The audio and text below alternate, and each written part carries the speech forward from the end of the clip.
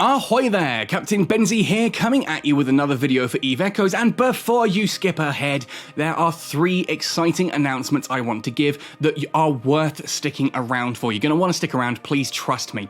So, let's jump straight into those. The first announcement is that you will start to see QR codes popping up in future videos. If you're not sure what a QR code is, it's those square sort of barcode fuzzy image things that you can scan with a device and they'll take you usually through to a web link. This is sweet functionality. Sweet is a fitting tool available for iOS and Android and for PC as well. There's numerous different options and I have done a video on it previously. I'll put a link in the description down below that'll take you through to that. It is a fitting tool for Eve Echoes. So every time I showcase a fit on screen, you should have a QR code that you can scan using that app and it'll load that fit into your app so you can compare it with your stats, see if it's possible, see what kind of DPS and speed and things like that you will be able to achieve using that fit. This isn't anything that's been sponsored. I haven't even reached out to Sweet about this. It's just one of those things that a lot of you folk have asked for in the comments and said this would be a really cool addition. I agree, so I'm going to be doing it. Look out for those QR codes, scan them with the Sweet app, and you'll be able to examine that and play with it in the fitting app as well. I've also got a new video coming on Sweet soon, now that I've got to grips with it a bit more, just to showcase it in a bit more sort of a clear and clarifying way, like a proper tutorial on how to use it. The second announcement then is in regards to my Patreon, patreon.com/CaptainBenzie. It's on the bottom of the image here and it's in the description down below. Now, Patreon is something that I'm really ramping up a lot more recently.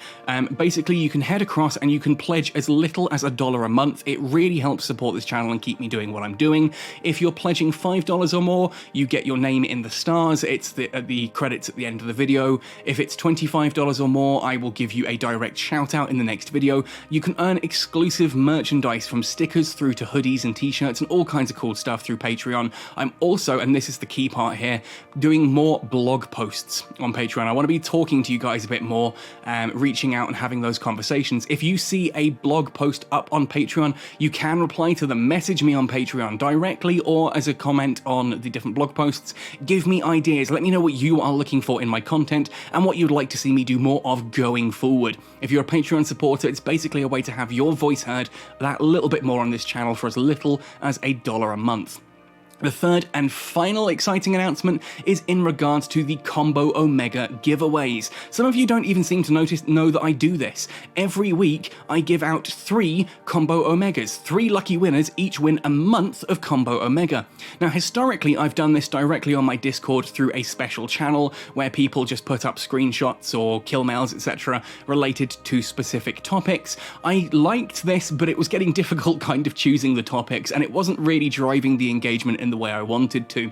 So what I'm going to be doing now is each week 2 people are going to be selected completely at random from the Eve Echoes public channels on my Discord. That is the screenshot channel, that is the kill mail channel, that's the Echoes public channel where you can talk about the game. 2 people will be chosen completely at random from those to win a month of Combo Omega each. The third one will be a comment on a random video throughout the week. So if you are commenting on my videos, then you will be in for a chance of winning a month of Combo Omega each week. I'll contact you. I will then just need your 11-digit character ID and the name. The easiest way to do that is to get on Discord or Twitter or somewhere where you can send me a screenshot. Heck, I do even have an email, captainbenzie@protonmail.com, which is part of my YouTube page here.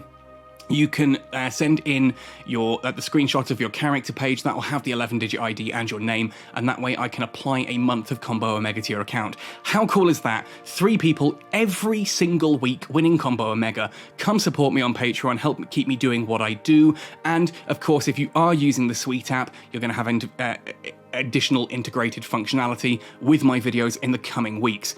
Awesome. I hope you guys enjoy. Anyway, enough of all that. This is a dev Q&A. You guys know what this is all about by now. I look at the 4 questions and the answers that the devs give out as part of their weekly Q&A. Let's jump right in because that's a nice long intro full of exciting information, but it is dragging. Here we are, the developer Q&A for the week of the 2nd to 8th of March. First question, is it possible to have a fuel remaining indicator in a Capsuleer outpost like a corporation outpost has in the manage menu? This is really cool. I wholeheartedly agree with this. It's the kind of thing that I'm surprised hasn't already been done. I guess that Capsuleer Outposts came first. NetEase have looked at how well those did, taken feedback on board, and then when the Corporation Outposts came, all that additional functionality was already rolled out into it. And that's really cool, but it's nice to see that here, Melos is saying, thank you for your suggestion, we will include this feature in our current plan. Yes, it's a quality of life change that was added to the Corporation Outpost, let's go back and add it to the Capsuleer Outpost as well. That's really cool. I like stuff like this. Simple quality of life is actually a lot more important than I think sometimes we realise. I actually sat and watched a load of my old videos recently. Yeah, I know, that sounds really, what's the word I'm looking for? That sounds like really arrogant and sort of self-absorbed. I was looking at it just to get feedback on how things have changed with how I used to do content to how I do it now. And I just looked at a lot of the stuff in game and I'm like, oh my goodness, we couldn't even do that before. There were so many things that just were not available to pilots early on in Eve Echoes that we now have that we just take for granted. Quality of life changes stack up and make a huge difference. Question 2. In the upcoming industry update, May, by the way, keep your eyes on May. We've got a lot of cool stuff. We know we've got the Rorqual, the Orca, and the Noctis coming as 3 new ships. We've got the mobile tractor unit, which draws in loot towards your ship directly. And we've also got, I quote, industrial modules. No idea what those are going to be. That could be things like faction strip miners. Please don't hold your breath and say, oh, Benzie said.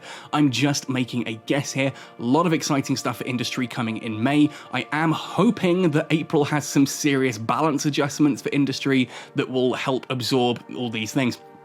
There's a lot of stuff with industry that people want to have added to the game. Faction strip miners is a big one. The Rorqual, the Orca, these are things people want. But in its current form, if you add this to industry, it is going to cause more damage than good. They're exciting features that I want industrialists and miners to have, but we need to fix industry first, or they're just going to break it even more. So we need to fix industry, then get all these really cool toys out there. Anyway, the question, in the upcoming industry update, are we going to see any structures to improve or assist with mining? The main structure, I would like to see the base detection array or similar structure to upgrade the level of mining belts and clusters, or a structure that helps to spawn regular, random, compressed mining belts and clusters. Now, in Pixie responds here, I'm going to let Pixie respond first. We currently have no plans to introduce any industry-related corporation add-on structure in the update. The industry update will focus on the release of the Noctis, Rorqual, Orca, and their modules. And it says here, their modules, which means I would all but confirm, not 100%, but all but confirm that means we are getting mining foreman links, which does make sense. I mean, the Rorqual specializes in them, as does the Orca. We know the Porpoise also specializes in those, and it's possibly coming later in 2022. So it looks like the mining foreman links, which are basically industrial command bursts, are coming as part of May. That's a cool little bit there. The second thing is I'm actually glad that they're not doing this. And hear me out here. One of the key things that I've noticed recently is that the last intumescent belt in the game that I know of was one inside Void territory. We held on to it, we defended it, it was lost and mined, and that is now the last intumescent belt, as far as I'm aware, out of the game. Now, it's interesting to note that since that disappeared, ore prices have gone up slightly. It's not huge, it's not enough to fix industry and mining by any stretch, but it happened. And that happened because, as I think Nina put this perfectly, we were talking about it, he pointed out that actually maybe having an entire thing that spawned so much compressed ore was not actually as good an idea as the developers thought it was. And I think that's the point. That's why the intumescent belts stopped spawning. We got rid of those eventually. The developers stopped spawning those into the game.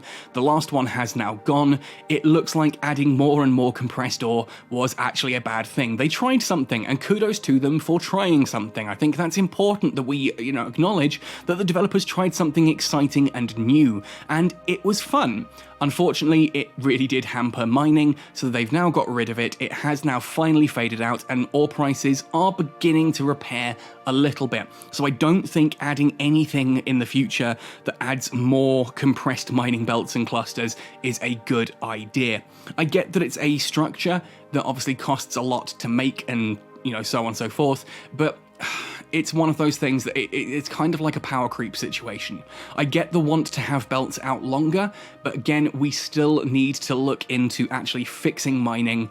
First of all, something that consumes ores and makes ores more valuable before we then start increasing the amount of ores that we can get in the game. It's really counterintuitive, and I have had so many players sort of come to me and say, why do you hate mining? And it's like, I don't. I really don't. Mining is one of the industries I want to see fixed most, but it's also one of the most counterintuitive industries to fix. Like, if you want to fix mining, the stuff that you have to do looks like it's going to harm mining, and I'll probably do another video on this at some point. I've done my fixing industry video, which I do recommend you check out. But another thing that I genuinely suggest, and this is going to get me so much hate in the comment section down below, just think about this. Really, like, if this upsets you, go away for like an hour or two, think about what I'm suggesting and why I'm suggesting it, then come back and leave a comment. I think that the Procurer, the Coveter, and the Coveter 2 should have the exact same mining yield results per hour as the Retriever. I think that once you hit Tech 7, that should be the maximum amount of mining that you can do on a particular thing. I think that the Procurer, the Coveter, and the Coveter 2 should be improving that hull in other ways, not just flat out being better at mining and pulling in more ores. I think that having more defenses on the Procurer is a good way to, you know, expand that and make it a little bit more unique. And I think that the Coveter probably should have the same amount of like mining yield production as the Retriever, maybe lower defenses than the Procurer, but a larger hold or something like that. It needs to be something that basically differentiates those two models without increasing the mining yield, because right now you need to be Tech 10 in a Coveter 2 fully tricked out to be competitive, and that's not good for mining. I recommend we look at basically balancing that around Tech 7 players, perhaps Tech 8. I don't know. There's a lot of specifics we can go into. It's an idea I've been talking to a lot of industrialists about, and a lot of people are like, actually, that would make a lot of sense, and it would really help out newer miners getting into the game. It would help reduce the amount of ores that we're massively stockpiling, but the game still needs to have balances to things like ore sinks. Anyway, let's move on because this one's dragging a bit. Question 3. This is one that I'm really glad they've finally chosen to answer, even though I disagree with the response.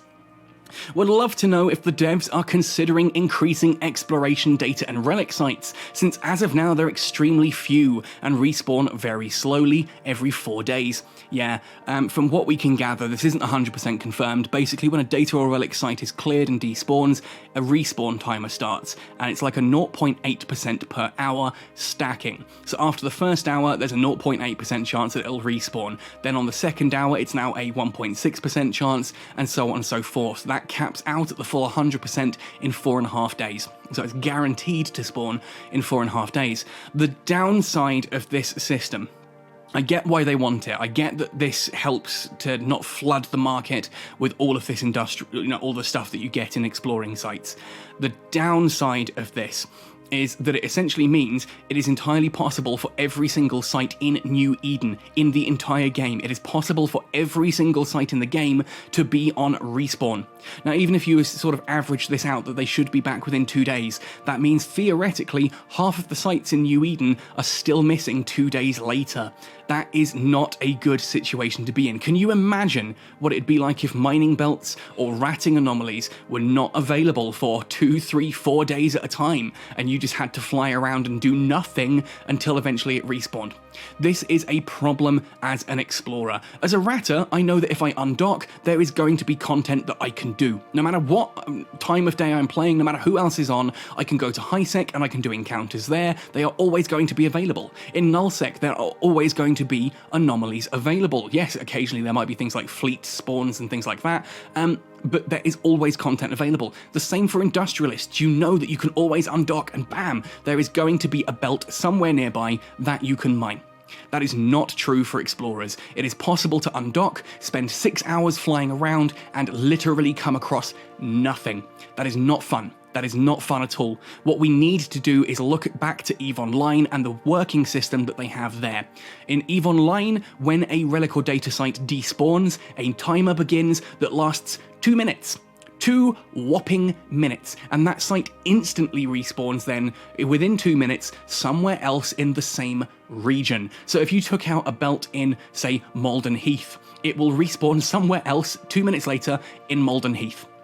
Never in the same system. If you clear a relic or data site and then sit in your particular system, say Scarcon or whatever, then that is going to just disappear. 2 minutes later, it will never reappear in Scarcon. It will have appeared somewhere else, like Eggbinger or Half or somewhere like that, and then you can, move around, and there is a site somewhere for you to find.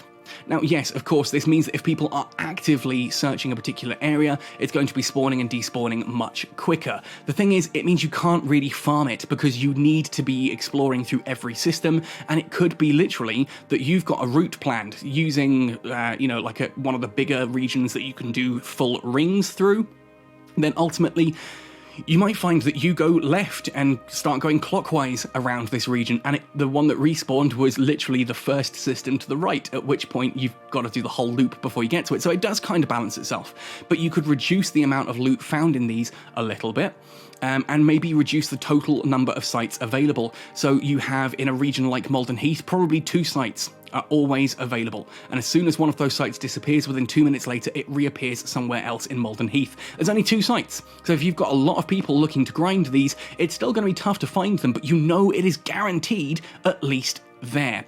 And that's the simple point here, that right now as an explorer, it is possible to undock and there literally be no content for you in the entire game, let alone the region that you're flying in. And yes, someone will always say, oh, well, actually, I went out exploring yesterday and I found a 1 billion ISK worth of site, 3 jumps from my home system. Yeah, that's called anecdotal evidence. It doesn't fix the problem. It just means that you got lucky. You were in the right place at the right time, and everyone else then suffers because that site is now on a 4-day cooldown.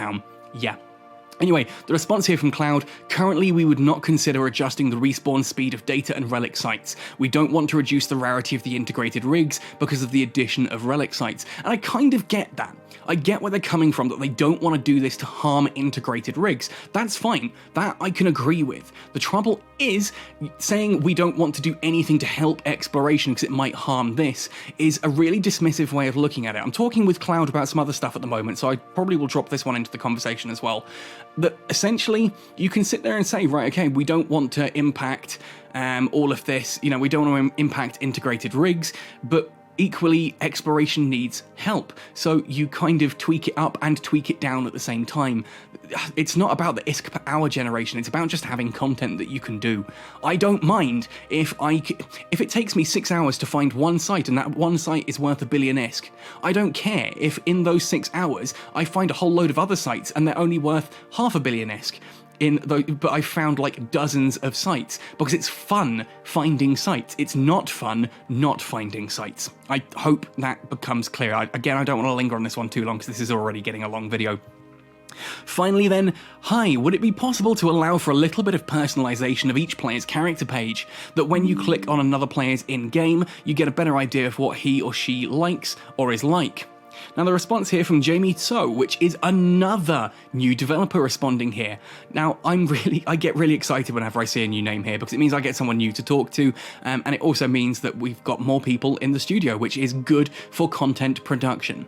We're redesigning the name card and the character page. As you said, our goal is to fully personalize the name card and make it easier for people to know each other. At the same time, we also want to make sure the name card is more precise and well presented.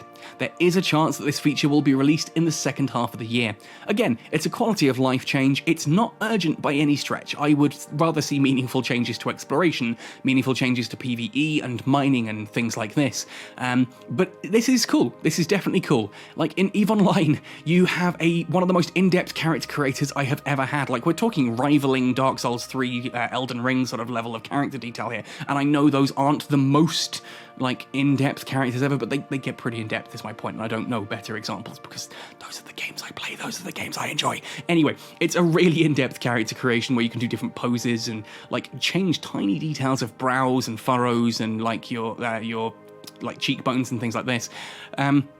you can really like go to town designing a really cool character. Then you take a screenshot of that character and it fits into a postage stamp, and that's all you ever see for the rest of the game. It's crazy. It's crazy how much time you spend making a postage stamp.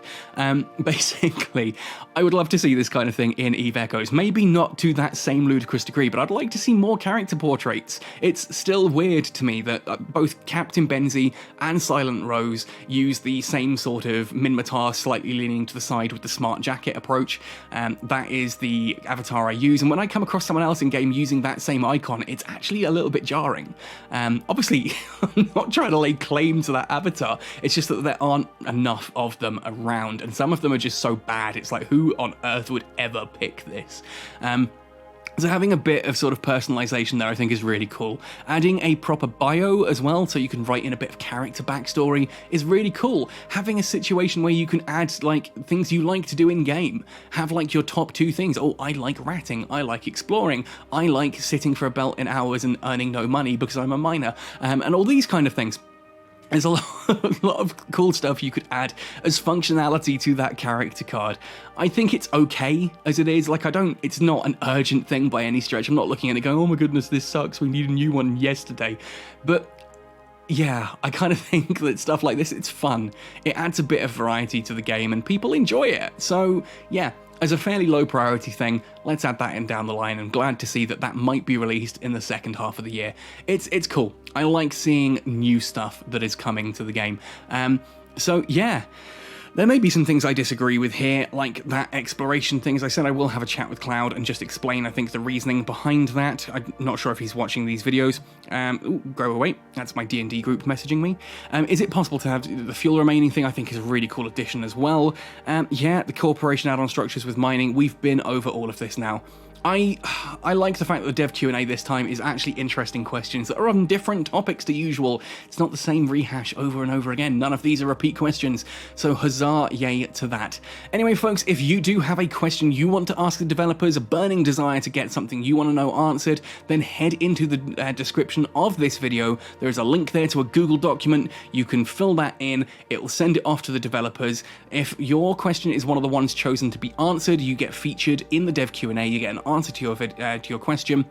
You feature in my video, and the devs will award you a month of basic Omega. But remember, if you fancy a month of combo Omega, comment on my videos and get into my Discord and start chatting, start sharing screenshots and kill mails in those public channels. Anyway folks, hope you've enjoyed this one. Let me know your thoughts and opinions in the comment section down below. Otherwise, happy sailing, and see you in New Eden.